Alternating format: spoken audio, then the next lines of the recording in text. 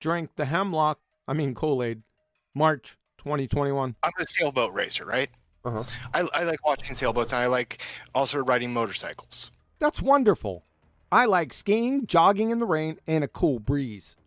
Dislikes, fake smiles, bad breath, and pretender clown numpty dipshits, especially those who don't know what a scientific model is. If I want to get better at either of those things, I'm going to go out and I'm going to watch the America's Cup. I'm going to go watch the motorcycle race. The motorcycle race? Is there only one? I'm going to go watch things. And then I'm going to take what they're doing and I'm going to model it on my little motorcycle or my big fat slow sailboat. That's not a scientific model, Jim Jones. You're equivocating fallacy. From Indiana University Chemistry Department. The important point that Becker introduced is that explanation of a phenomena, i.e. model, theory, must be testable by experimentation. In other words, once a model is proposed as an explanation of a phenomena, it can only be considered a scientific model if it can be objectively tested by experiment. What you're attempting to identify as a model and what an actual scientific model is are wormhole warp galaxies apart. I mean, it's not that you're even wrong.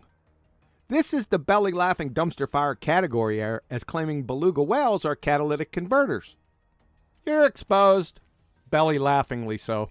Because what I do is I find out I couldn't see the guy's gauges on the motorcycle. I looked at the results that he had. I looked at his positioning coming out of the corner. You did that all by yourself?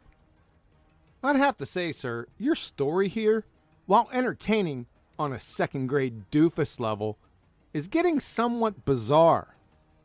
How he managed to hold that angular momentum to keep himself firmly in the saddle, not be thrown off. And then I modeled that. Oh, Jesus wept. All you did was mimic what you saw him do, crayon muncher. Not anywhere close to a scientific model. You want to hear some of the things that we can observe? To be honest, I really don't. But I have an audience that looks forward to hearing comments from soon-to-be or just-released mental asylum patients. So for them, what you got now? We can observe sunsets.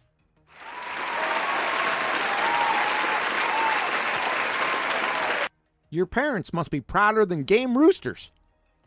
The sun doesn't actually set, either on your balltard or a flat earth. Setting is merely a figure of speech. Also, observations are just looking at something. Any moron with eyesight can accomplish the daring feat. It's a whole other ballgame to validate the cause. We can observe the sun not changing angular size in the sky throughout the day. So, angular size means apparent size. Apparent in this context means not actual. According to your fairy tale narrative, the sun's position is also apparent. So your hemlock sprite query actually is, why does the not actual size of the sun not decrease its not actual size as it moves from its not actual position? Priceless. By the way, Chris Van Maitre showed that it did change its not actual size during the day with a solar filter about 5 years ago. We can observe a horizon. Yes, we surely can. We see it at least 10 miles away from a 1-foot observer height, which pummels your balltard into the incoherent oblivion. Thanks for bringing it up. Fatality. All three of those are impossible on a flat Earth. Yes, and dark matter is created from nothing by luminescent gerbils. My question again goes, all of these things, whether it's motorcycle riding, looking at a bird in the atmosphere. What is up with these balltards and birds? We can make a model and explain how it works. You can explain how a bird in the atmosphere works? Is this another natural experiment birds humping proofsies? Because a model has explanatory and predictive powers.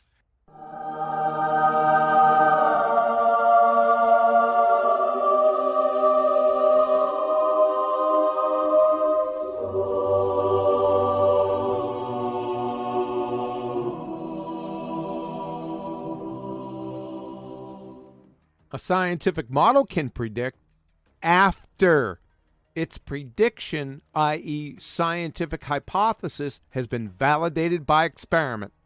However, your little vroom vroom motorbike model can't. Next block of instruction, how to spot a sail on a sailboat.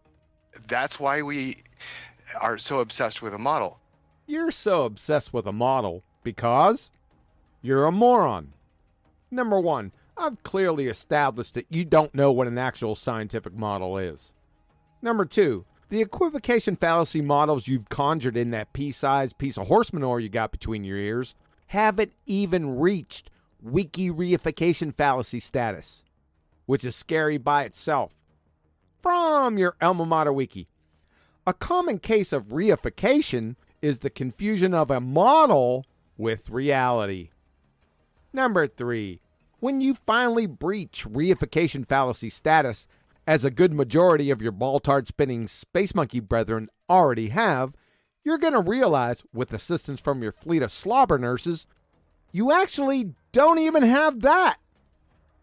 All you have is diarrhea of the parroted fairy tale narrative mouse syndrome. That's why we insist on models and things. It's a demonstration of how it works in reality. Uh-oh!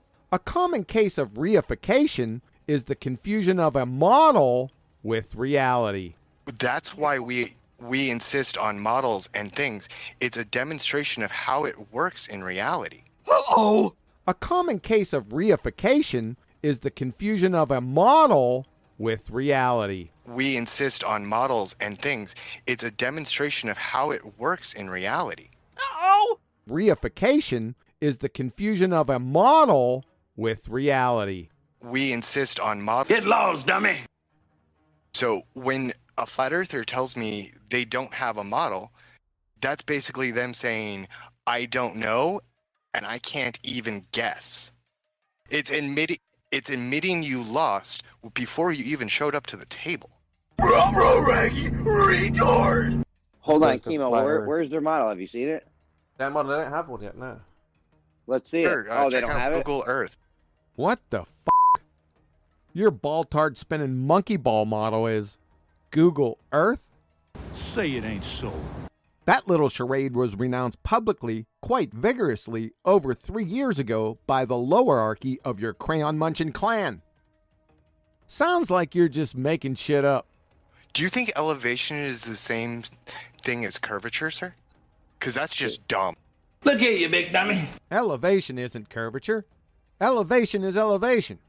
However, the hallmark characteristic of curvature is changing elevation, as in elevation drop.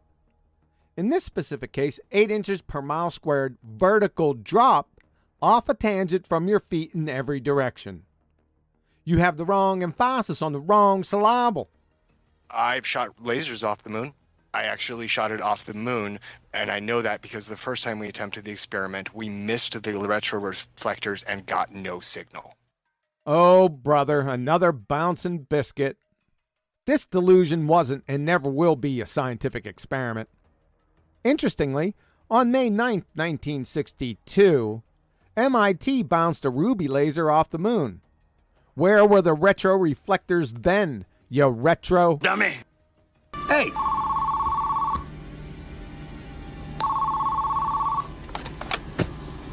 Hello. It's for you.